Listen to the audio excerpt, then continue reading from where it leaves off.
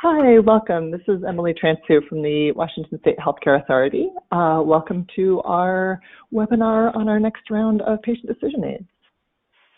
Sorry to be a couple minutes late getting started here. It looks like we've got about 13 folks on the phone. We'll go ahead and do introductions of the Healthcare Authority team, and then we'll have folks on the phone do introductions as well. So this is Emily Transu. I'm the Associate Medical Director at the HCA, and I have the pleasure of helping to lead our shared decision-making work. I know many of you on the phone, I believe. And we have two other folks on the phone today. We have Karen Marican, who is a consultant with us, who has been very much involved in the shared decision-making work in the state over the last decade or more. And we also have Laura Pennington, who is the Practice Transformation Manager at the Healthcare Authority. Let's see who we have on the phone, if it's possible to unmute folks and have people introduce themselves. If that doesn't work, we can defer it. But let's see. Are we able to, looks like we've pretty much unmuted everybody. Do people want to just introduce themselves?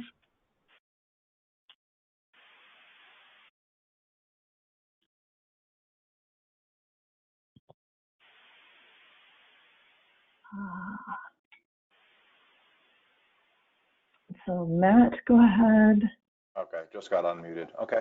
Yeah, this is Matt Ackerman. I'm new to HCA, well, about a month now. I'm the CQCT Communications Manager, and I'm here today to just kind of absorb information. All right. And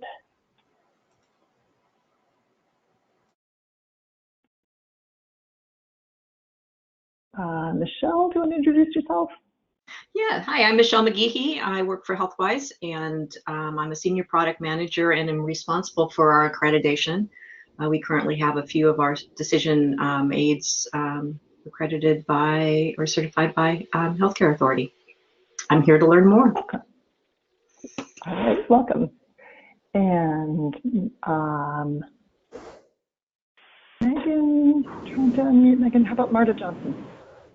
Marla, Hi. sorry. I'm Marla Johnson, and I work with Health Decision, and I'm here to learn more also. All right, welcome. And John? Yeah, hi, this is John Keevil. I actually work with Marla in Health Decision. We build tools that integrate into the EHRs. We're interested in how this all works. All right, and Jared?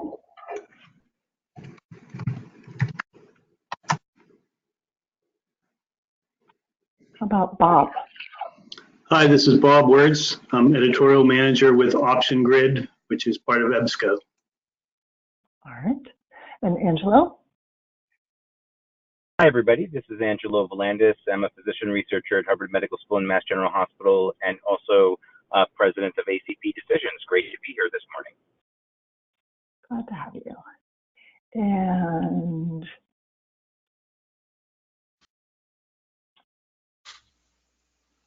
trying to unmute Arisa. Doesn't seem to be working. She just texted me that she can't be unmuted.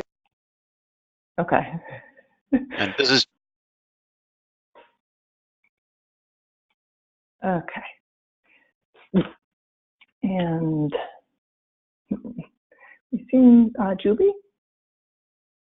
Yes, I am Julie. I work at Health Dialogue as a medical writer, and we create patient decision aids. And I'm also here to learn more.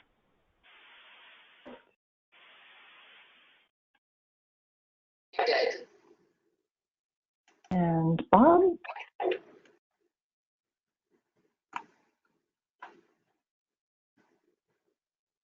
We're hearing some sounds, but not sort of a little bit of static, but not your voice. I don't know if there's a problem with unmuting you as well.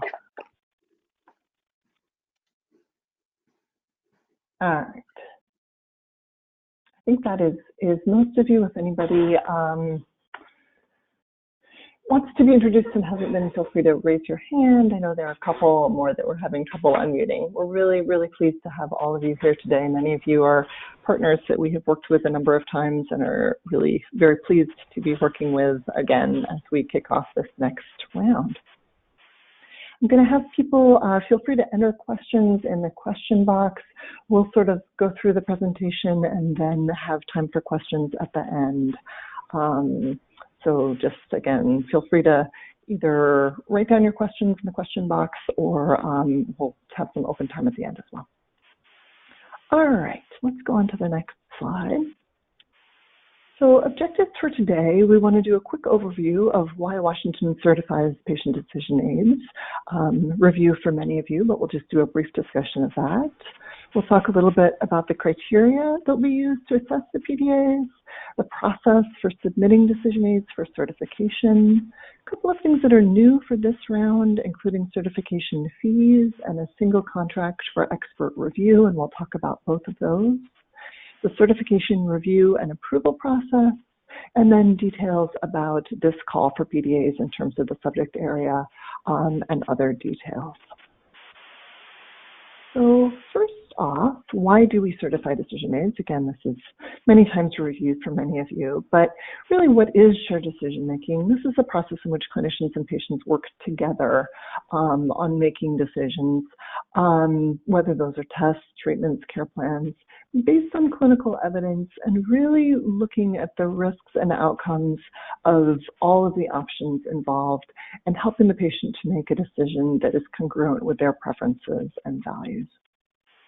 I think we're all on the same page here. Where do decision aids fit in? Again, I think all of you really know this, but really as an assistant to this process by helping to inform patients about their options and helping them to explore their values in relation to the choice. And these can come in lots of forms, whether they're written, interactive, videos, visual aids. I think the shortest we've seen is 1 page and the longest is an hour or more video. So there's a lot of breadth of possibilities here. All right, next slide. And again, familiar to everyone here, but very strong evidence around the value of decision aids in terms of improving knowledge, helping patients to understand better what to expect from the options, and really leading to choices that are more consistent with their values. Very much a value, I think, for all of us to try to increase patient engagement in decision making, and this is a powerful tool for that. So next slide. Shared decision-making has been a high priority for Washington for a number of years. That's been expressed through policy initiatives, through special legal status, which we'll talk about a little bit later. And at the Healthcare Authority, we have really placed a high priority on this work. We're excited to have partners like all of you in this. Next slide. Couple of different things that are values to this process. So really we're seeing a lot of spread of use of PDAs, and that makes it increasingly important that there be standards to make sure that the PDAs being used in system implementation are accurate, unbiased, and up to date. We as the state are the purchaser for about 1/3 of the non-Medicare aged citizens of the state of Washington. It's about to increase further with the addition of school employee benefits into the Healthcare Authority's purview. We really promote use of high quality decision aids as part of our shared decision making initiatives. And in order to do that, we have to have a way to identify them as high quality. We also, as I mentioned above, in Washington have heightened liability protections, which Karen will speak to a little bit later.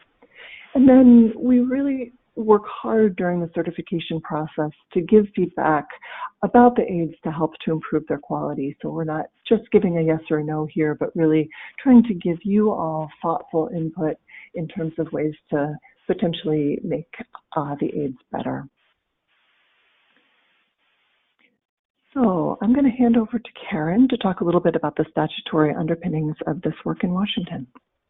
Thank you, Emily. So before talking specifically about the statute and some of the statutory elements that you see on this slide, I wanted to give you just a few words on the overall legal backdrop. So why did the legislature back in 2007 decide to promote shared decision-making by providing just a little bit of extra protection in the context of informed consent litigation? And the reason that they did it is I think they recognize that shared decision-making is to be a preferred mode of conversations between patients and their clinicians about healthcare. And that's based on, I think, a long history of understanding that poor communication and lack of information are the most commonly reported sources of patient dissatisfaction in healthcare. And informed consent is actually often a secondary issue in a malpractice case, and it has the potential to add to liability by increasing the likelihood of a claim, the magnitude of the associated demand, or the frequency of payment. And some liability claims occur because patients and their families don't remember what has been communicated to them, or there are failures in communication. So studies also indicate that patients and physicians don't necessarily look at risk or what matters or what is material to them in the same way, with patients often being more conservative in their outlook than physicians. So an established report between the patient and the physician based on solid exchanges of information can prevent patient disappointment from ripening into a claim. And shared decision-making encourages this type of rapport and the two-way flow of information, making perceived communication failures and failure to adequately surface risks that matter to the patients less likely. So this is the framework that's in Washington law. And again, it recognizes that shared decision-making using a certified decision aid is much more likely to result in an informed, activated patient, and therefore is entitled to greater protection from liability. While most states are yet to embed shared decision-making in legal reforms of informed consent, this legislation was passed in 2007 and subsequently amended to change the informed consent law in Washington and offer clinicians who practice shared decision-making with their patients with a certified decision aid a higher degree of protection against failure to inform lawsuits. So Washington law does these things that you see here. It defines shared decision-making and a patient decision aid. It affords shared decision-making following state requirements a higher level of protection in informed consent liability actions. It recognizes both state and nationally certified patient decision aids should national certification that is acceptable to the state medical director and healthcare authority occur. And it enables the healthcare authority's medical director to certify patient decision aids. So next slide, please. So if an informed consent action is brought in Washington state, use of shared decision-making properly documented does provide substantial protection from an adverse finding of failure to inform. In the case of shared decision-making meeting the requirements of the statute, RCW 7.70.060, the patient would have the burden of rebutting the physician's prima facie case established by document acknowledgement of shared decision-making by clear and convincing evidence rather than the preponderance of evidence standard that typically applies in civil litigation. There's not a trivial difference. The preponderance standard is essentially more likely than not, and clear and convincing is substantially more likely to be true than not true or highly probable. This raises the bar significantly. Next slide. So the statute is also very clear on this point. Merely presenting or handing someone a decision aid is not what garners this special protection. It is the process of shared decision-making using a high-quality certified decision aid that is protected. So there are also now regulations that govern the process for certification in Washington State. If you are interested, those regulations are at Washington Administrative Code, that's WAC, is the abbreviation, 182-60-025. So with that, I'll turn it over to Laura. Thanks, Karen.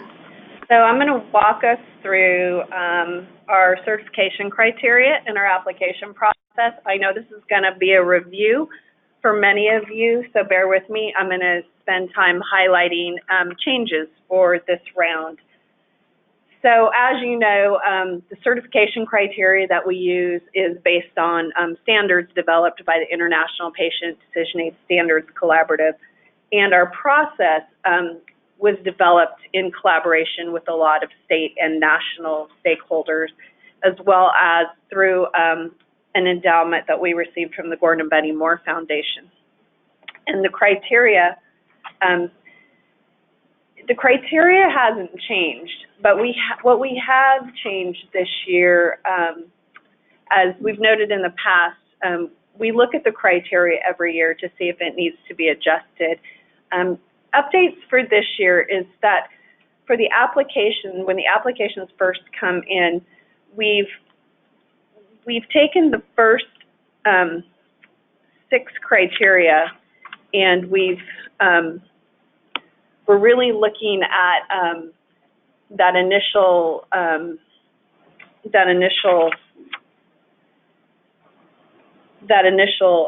whether it's a PDA or not a PDA. So when you look at this list right here, we want to know if the criteria is amenable to a yes or no scoring. The review is based on the PDA itself and the accompanying application materials. And again, we look at it every year, and also the criteria is within the PDA itself as well as the additional information. Next slide. Sorry. So, sorry, I got ahead of myself a little bit there. So we have added no additional criteria for 2018. As you know, in 2017, we added the additional criteria that addressed literacy levels. But for 2018, the change is that we're taking the first 6 criteria, doing an initial pass-through to screen to make sure that the decision aid itself actually meets our requirements for a basic patient decision aid. The reason is why this is necessary is that we continue to receive decision aids that, while they're great educational materials, they don't actually meet those first 6 criteria for what a decision aid actually is. So, so what we wanted to walk through briefly is to help people understand what is the difference between a decision aid versus educational materials, is that the decision aid, while it provides information about more than one option that helps patients choose the right option for them, the educational materials typically provide information about one option and what the patient can expect. And decision aids assume that there is a choice that needs to be made, while the educational material assumes that there is not a choice that needs to be made, or one has already been made. The decision aid helps patients and clinicians compare features of available options, including benefits and risks of each option, while the educational materials may provide information about one treatment, and it could include benefits and risks. The decision aids help patients clarify their values, or what matters most to them, for outcomes of options. And while the educational materials often provides information needed to consent to a treatment rather than exploring reasons to make one choice versus another. And lastly, the decision aid is used as part of a shared decision-making process to engage patients in a two-way discussion process, whereas an educational material can provide valuable information, but engagement is minimal typically, as information is provided, again, typically in a one-way format. We're not saying one is better than the other. We're just saying we try to differentiate between a decision aid where a true decision has not been made yet and needs to be made versus educational material that provides information to a patient. Next slide, please. So the application process, again, this will be repeat information for many of you, hasn't changed much. The application will look the same for the most part. The decision aid, as usual, needs to be submitted along with the entire application and fees, which we'll go through in a second. Again, the criteria must be met through both the decision aid itself and or external documentation, which is included with the application when specified. That includes the evidence table that's included with the application, as well as those additional questions. And as you know, the application is divided into sections listing the applicable criteria from our list of criteria for each section. Well, when we send out the notice that the application process is open, the application packet will be accessed online, and we'll include a link for that. And then you can return it to us by email, along with either your electronic version of your decision aid, or you can send it by mail if you'd like. So a little background on a new change that is this time around. So the legislation that created our original certification process required that we develop a process to charge developers to cover certification costs. This allows us to sustain this process long term. Fortunately for us, we've had the opportunity to leverage our state innovation model grant dollars to test these, that not only use the development process, but to test it through not only our accountable care program, but through these initial 3 rounds. As you may or may not know, our SIM grant will be ending at the end of January 2019. So part of our sustainability plan, in order to keep this going, is to identify a fee structure that works for both us as well as the development community. So over the last 2 rounds, we've tracked our costs and resources needed to manage each round. So what we've come up with is a fee structure that includes support for HCA staffing and administration of this process, both internally and externally, for review panelists and our subject matter expert reviews. Next one. So based on that, what we took is we took the average number of decision aids that we received and the average number of staff time, and we didn't account for every single hour, but most of our review time and everything that came in, and it came up to $3,000 per submission. So that's what we're going to try this round. The other thing we want to note that the fees, they cover the review process, not the certification process. So if you want to submit your decision aid for consideration, it's $3,000. The only time that is not the case is if your decision aid will be available to users at no cost, we will waive that fee. And so also another point is if you submit a decision aid and it doesn't meet our initial screening criteria, so it doesn't have to go through the full review process, we will not be charging you the full $3,000. So we will refund up to 75% of the fee. So it's all based upon the hourly rate that it starts to go through the review process. So we want to let you know as well, we know that many developers out there, do this. There may not be large development organizations, and this may pose a significant hardship. So we ask you to please discuss this with us. We're not out to make money off of this, and we really want to encourage that you continue to develop these great decision aids that you've been submitting to us.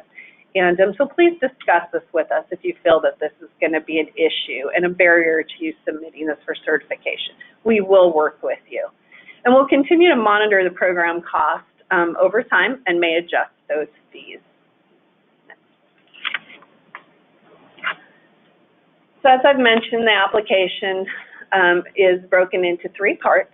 Part 1 is your information, the background information, and Part 2 is the actual scoring sheet for the specific criteria.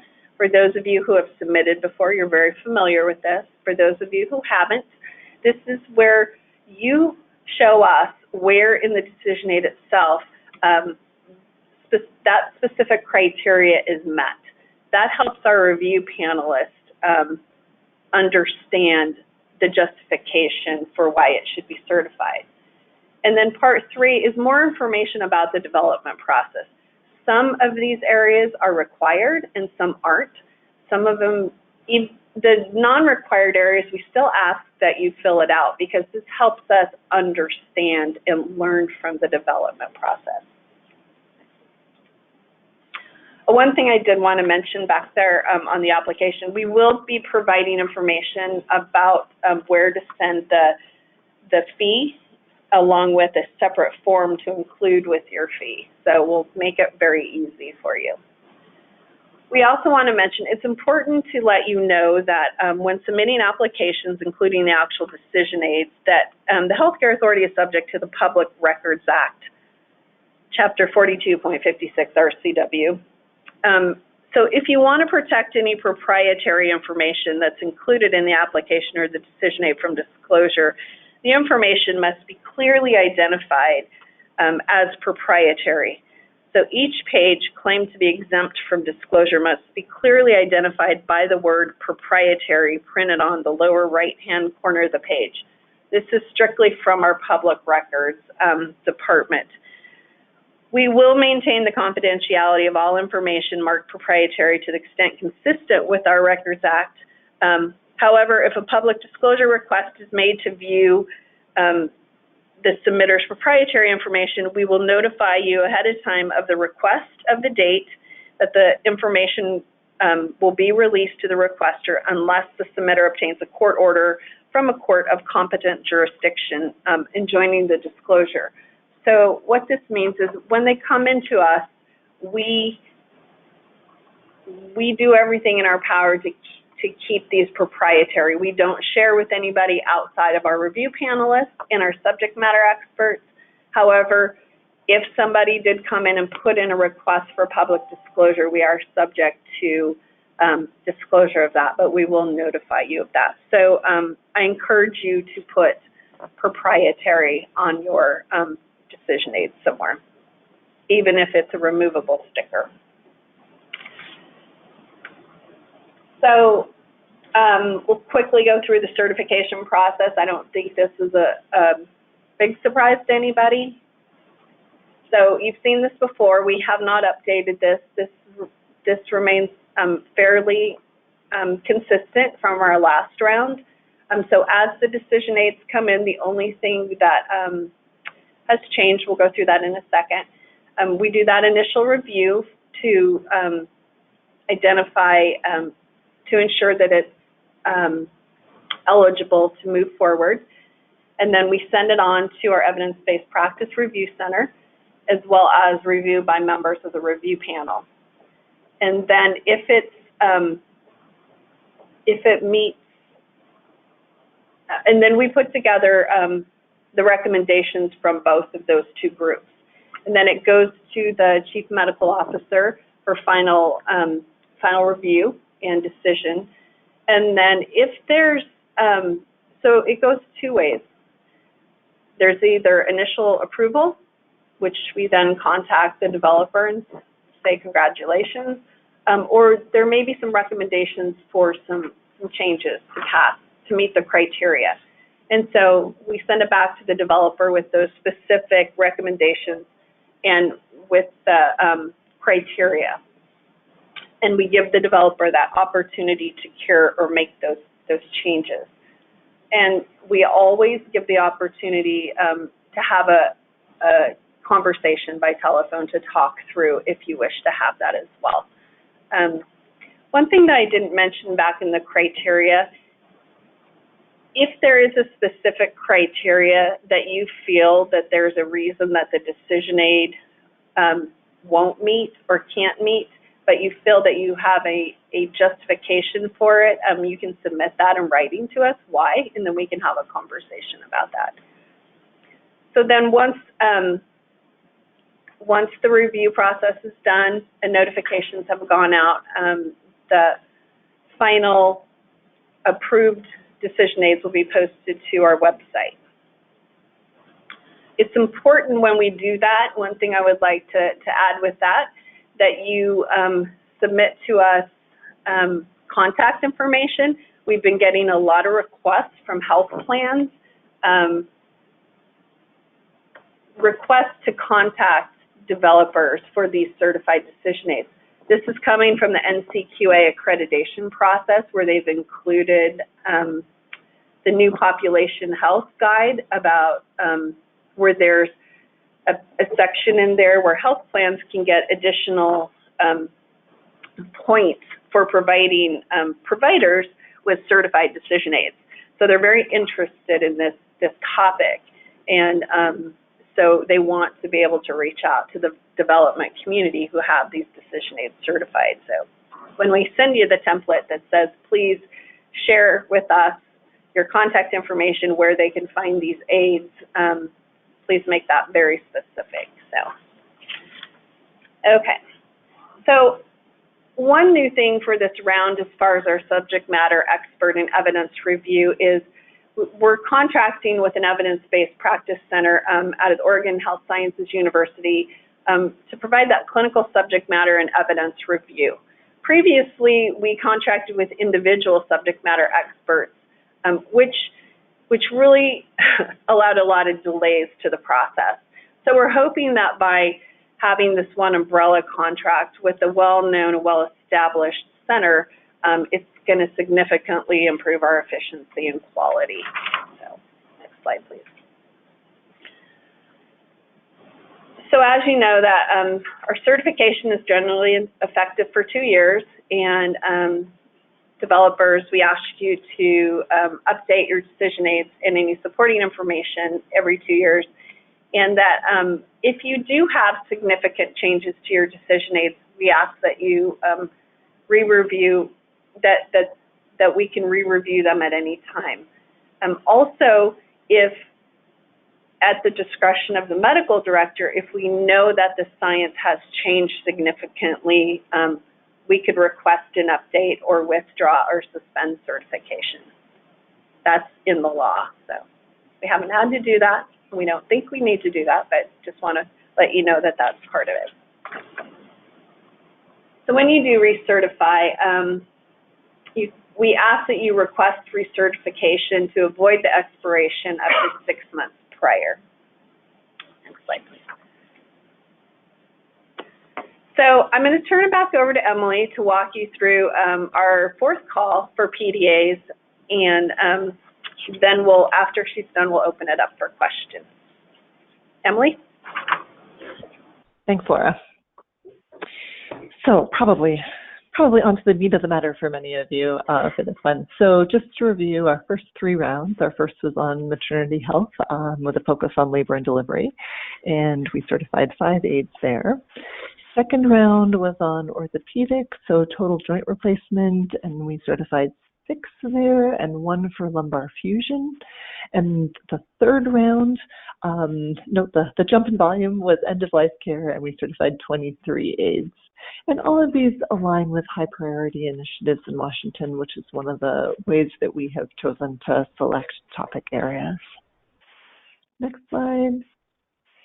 This round is going to be about cardiac care, and we're envisioning a pretty broad scope here. So cardiac procedures, we've gotten some questions about whether this will be really focused on the topic areas where CMS is requiring shared decision making. So that's atrial appendage closure and ICDs. We're certainly happy to review those topics, but not limiting to that at all. Other possible topics, cardiac testing, medication versus interventional management of various kinds of cardiac disease. We don't have this time any specific areas that are out of scope, but absolutely reach out to us if you have questions or concerns and are thinking, well, we might want to send this one or not, but would that fit? Feel very free to reach out and just kind of touch base with us. It's probably a universal point is to feel free to reach out and touch base with us. This is all a work in progress, and so we're always happy to connect and clarify. Some examples, so management of heart rhythm abnormalities like implantable cardiac cardioverter defibrillators. That's a lot of syllables.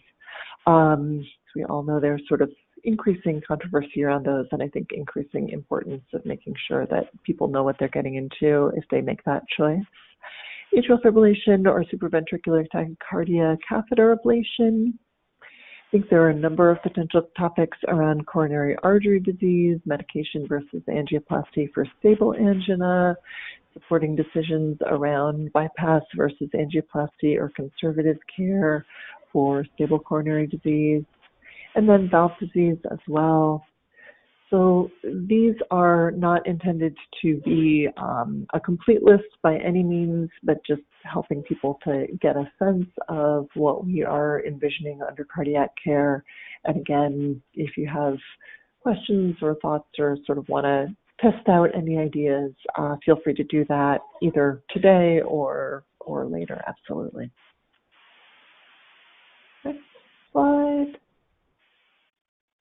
So next steps in this process, we will be formally opening the submission round on August 17th, and it will be open until October 12th. So that'll be 8 weeks of application period. Then we will go through the review process and post the information about the certified aids on our website. I think that is our last slide. Questions can come to any of us, but this includes the shared decision-making box, so that will get to all of us. That was our presentation for today, but I'm very interested in hearing questions from any of you. Thanks, Emily. We can take those. Either you can type them in the question box. You can raise your hand if you'd like us to unmute you as well.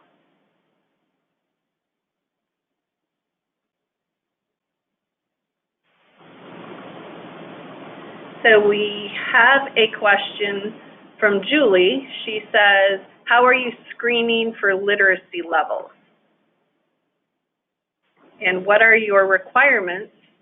What reading level?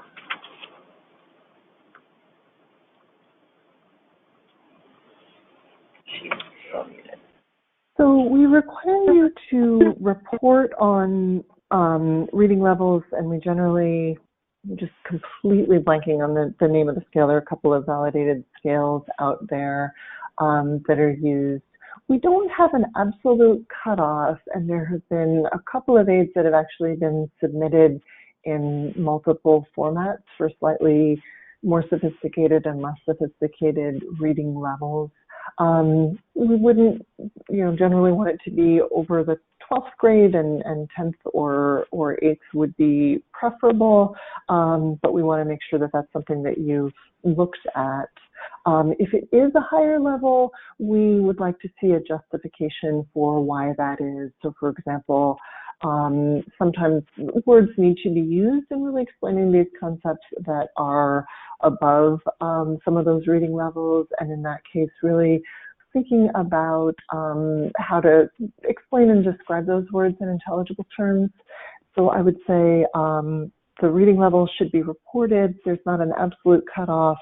Attention to plain language guidelines and readability is also something that we look for. And again, having a justification if you find that higher reading levels are necessary. I don't know if anyone else on the team wants to supplement that answer.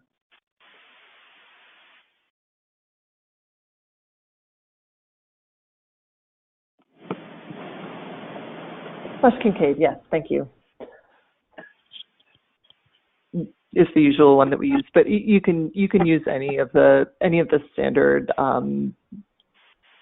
approaches are okay. Just let us know what you chose and what the results were.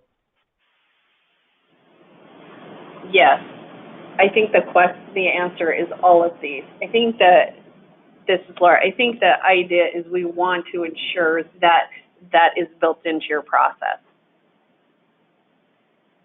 When we initially added those, we didn't have a standard. We were still in that process of learning from developers about what they were doing. So I think the question was more around how are you addressing it? And so by learning of what's working and what's the best strategy, I think this will help us down the road. So there's another question from Bob. It says, how did you determine the topic for round 4, and do you have an expectation for topics or dates for round 5? I can take that, Emily. So Okay. The initial 4 topics were identified a couple of years ago because these are, as Emily mentioned at the beginning, these are high priority topics that were recommended from the BRE Collaborative. If you're not familiar with the BRE, it's a organization within Washington State that identifies areas of clinical high priority, and we follow their guidelines. And so under SIM, we have the Accountable Care Program, and we have put shared decision-making in their contracts. And so we took these 4 areas that, again, were identified as high priority areas from the BRE, and we put them into the Accountable Care Network contracts to focus on and to focus shared decision-making on. So we've worked our way through those 4 areas. At this time, we do not have the next topic area. So when we sent out the recent survey to developers to get an understanding of what types of decision aids you have, what your interest is in submitting them for certification, we're looking at the results of that right now to get an idea of the volume and the resources needed to review those to help guide our next round. And I think once we have a better idea of that, perhaps we can share that information, if that would be useful. So we don't have an answer yet, is what I'm saying. And timeline, we like to do 2 a year. Whether we're going to be able to do that, again, comes back to resources and capacity. Emily or Karen, did you have anything to add to that? Yeah, I would say hopefully early next year would be when we'd anticipate doing the next round.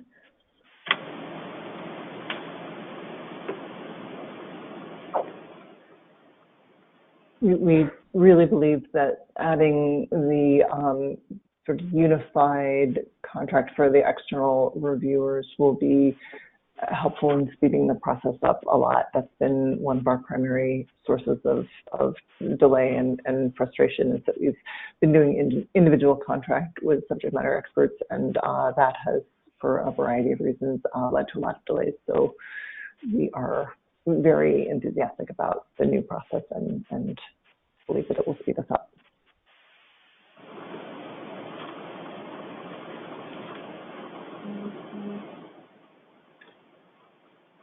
So I'm not seeing any other questions. I want to make sure we're not missing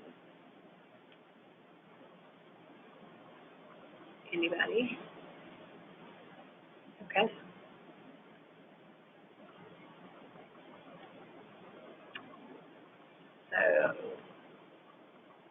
Okay. I have a question. I see there's a question about, so in response to the slide that said that PDA does not equal shared decision making, can we elaborate on that?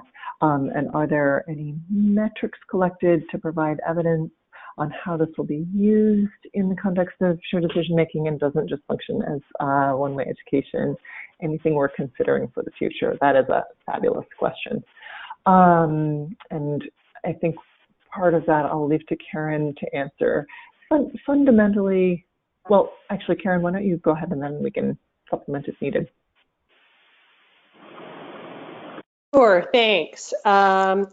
So again, this is in the context of what the legislature did to authorize some special protections, enhanced protections in liability situations. So basically, what the statute provides in order to gain this extra protection is that there has to be an acknowledgement of shared decision making in the record, and that has to include the following elements: a statement that the patient or his or her representative and the healthcare provider have engaged in shared decision making as an alternative means of meeting informed consent requirements. That has to include a brief description of the services that the patient and provider jointly have agreed will be furnished, a brief description of the patient decision aid or aids that have been used to address the needs for high quality, up-to-date information about the condition, including risks and benefits of available options, and if appropriate, a discussion of the limits of scientific knowledge about outcomes, values clarification to help the patient sort out their values and preferences, and guidance or coaching and deliberation designed to improve the patient's involvement in the decision process.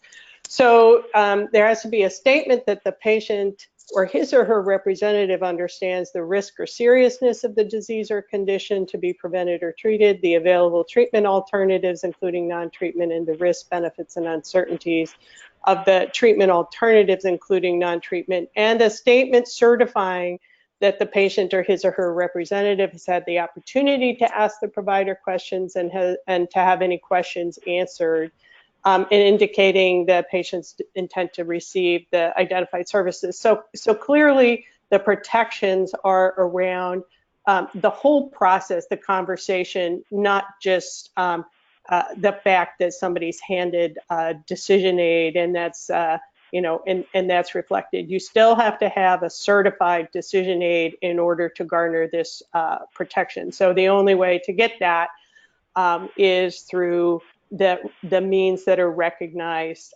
in the statute. I hope that answers the question. A couple of things to add to that. So there's a request that we could point people to the reference that you were referencing, and I'm sure that we will send that out.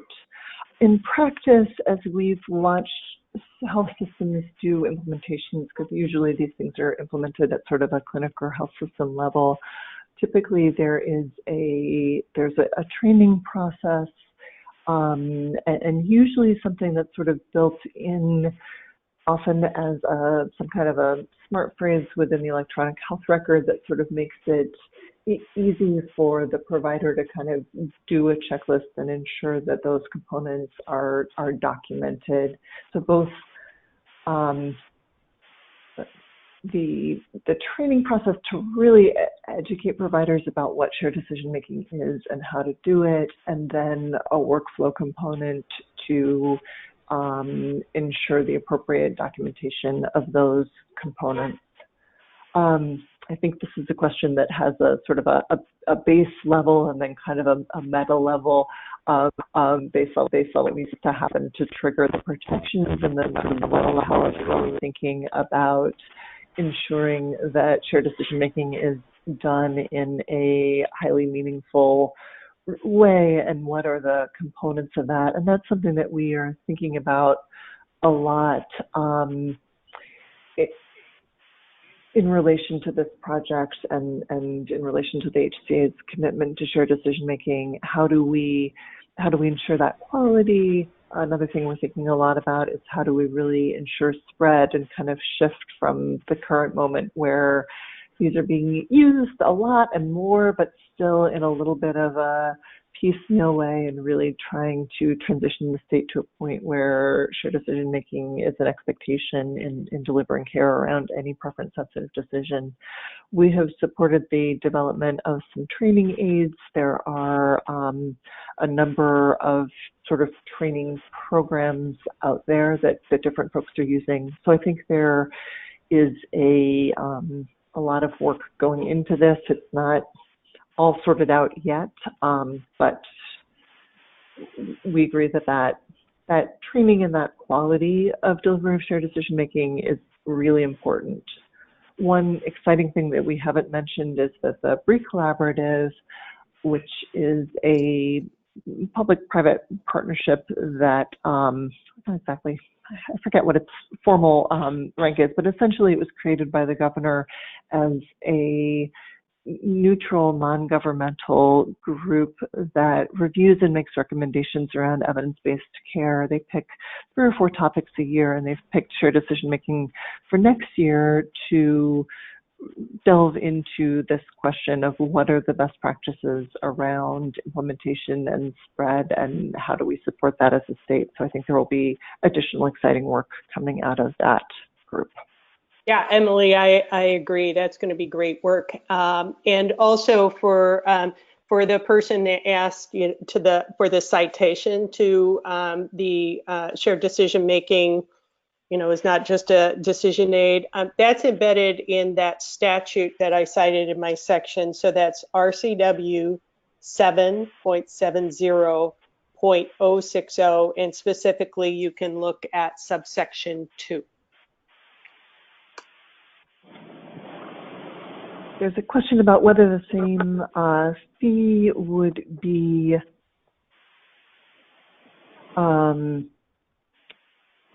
applied with recertification, and the answer is no, but we will have some kind of fee for that. It really is based on our costs, and the time that will go into recertification is quite a lot shorter, so the fees will be commensurately less, but we've not had enough experience to figure that out yet. So more on that, but certainly not the same amount. There is a question about if the PDAs are provided at no cost. So provide these to members of health insurance plans at no cost, but they pay into the plan. If the plan is paying you, if someone is paying you for the access to the aid, it doesn't need to be the individual user, but you have a contract with the plan in order to provide that, then the fee wouldn't be waived. If it's something that is online and anyone can use it, then the fee would be waived.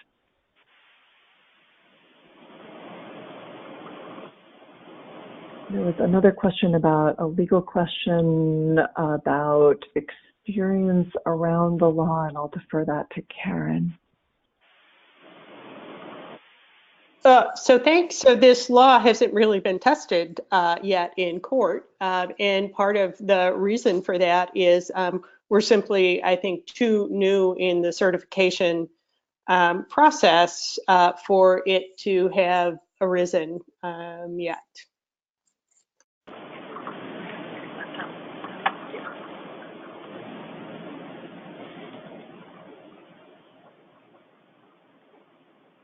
Okay, any last questions before we finish up? Great questions, by the way. We appreciate those. And do feel free to send additional questions over time as they come to you. We always want this to be a very collaborative process. So we really appreciate your time and engagement today, and we are excited to be moving forward and look forward to being in touch with all of you. Any final thoughts from anyone? All right. Take care, everyone. Yes, the slides will be shared. We also recorded the webinar, and it will be posted on our website in, I think it takes approximately 7 days. So that will be up on our website, but we're happy to share the slides with everybody on today's call. Or we'll post them on our website. How about that? We can get those up in a couple days. Or you can just shoot me an email and let me know if you want them, and we can send them to you within an hour.